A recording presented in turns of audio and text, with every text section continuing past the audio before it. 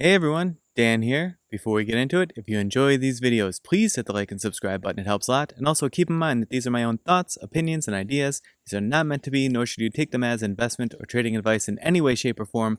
Do your own due diligence, put in the work for yourself, and make your decisions based on that. Enjoy. All right, folks, here we are just after market close on Monday, October 25th. We're going to take our Monday look at Palantir. If you're unfamiliar, I do cover Palantir every single Monday. So if you are interested in that and you enjoy this video, please hit the subscribe button and turn on those notifications so you can get notified of those every week. All right, so this is the daily that we've been looking at, and this is performing quite well, and I'm pretty pleased. I think last time, pretty pleased.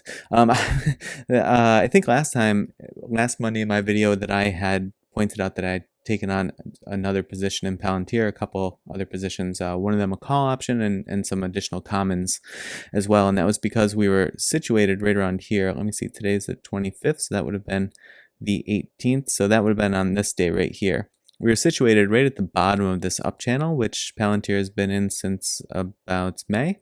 And, I thought it was a good risk to reward ratio because if I had fallen out and started moving away from the channel, it put me maybe about $2 a share at risk, something like that. But there's plenty of upside potential here.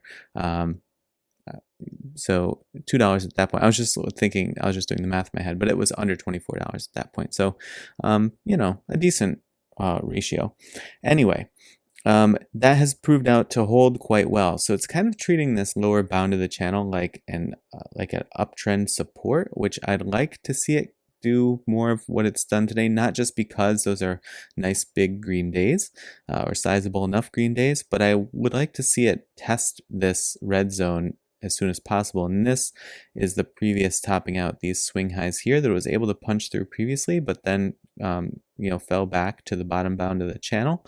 So I still think that red zone, I think that this is sort of an indication that the selling pressure is fairly exhausted there, but a retest of that pretty soon and blowing through it would really confirm that, and then we wouldn't have to necessarily worry about that one as much anymore. It would hopefully just be a strong support zone at that point.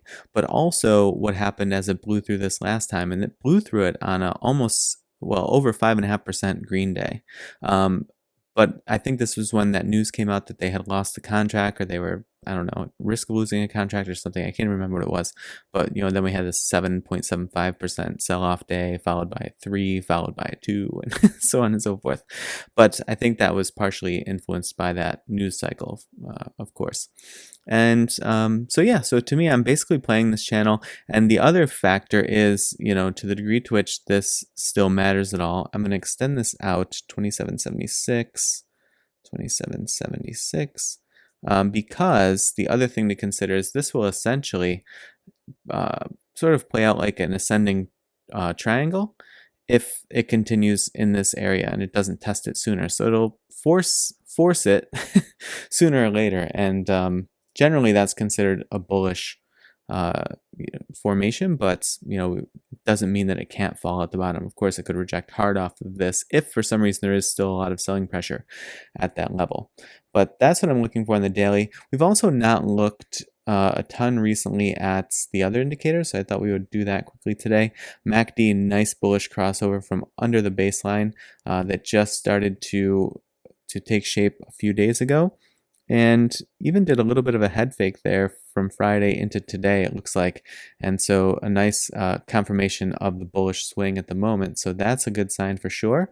And RSI is starting to stretch up above the midline. I care less more and more these days. I care less about if it's oversold or overbought, because we see a lot of oversold stocks that just continue to bleed lower. We see a lot of overbought stocks that people are continuing to buy high and sell higher. And so I'm really looking for what's happening at the midline of the RSI, and it's really good to see it fought with it here for sure. But that, if it can get on the other side of this, which it punched through today, and that gives it the best opportunity to run up, and not just because it's moving higher, obviously, but because establishing over that midline means that it's not rejecting off the midline, which could push it back down toward oversold. So those are all looking good to me on the MAs. Kind of a mixed bag here. We had the 50 up on top, sort of acting like resistance at the moment. Then we have the 20 and the 180. Okay, it's like this weird, slightly bearish crossover, the 20 crossing below the 180, just like it maybe on Friday that happened. But we'll see if that can start to curl back up. But the 180 should provide some additional support here, as would the 20. But they're situated right near that lower bound of the channel as well, so that could sort of really reinforce any support of this level. I mean, you have also this 2398 support zone right there as well. So you have a ton of support right here. So I'm hoping that that continues to play out pretty strong. If we want to look at the intraday, which I do play Palantir quite a bit intraday, I mean, compared to how often, I don't do a ton of day trading because it psychs me out a lot. It's a little bit too frantic for me. But in any case, today was like a very textbook VWAP trading day. Like, give it a few minutes to collect itself and pick a direction here early on in the day, and it established up over the VWAP at about 9:50, so about 20 minutes into the trading day, and then was able to make a nice strong push off, consolidated. I could see where this could have faked a bunch of people out, where this could have looked like it was coming in for a second move, a next big move up, but it just kind of petered out. But then it just started testing the VWAP, and it just tested it too many times, and then it just chopped around the VWAP, which is, I speculate, often algos taking out a bunch of buy and sell orders. And then it had a nice push throughout, the end of the day. So that's a good way to lead in, sort of leave the trading day off and lead into the next trading day. But it's 25.54 acting as the high of the day. We see we stretched that in the after hours. So it'd be interesting to see what it does here in the after hours. I know it seems pretty flat at the moment, but it's pretty interesting that it quickly ran up and sort of covered that high of the day plus a couple cents. Within the first half hour or so after market close. So we'll see if there's something kind of looming there, but interesting to take a look at the moment. All right, folks, well, I hope your trading week got off to a good start. And as always, I appreciate you watching. I will see you in the next video.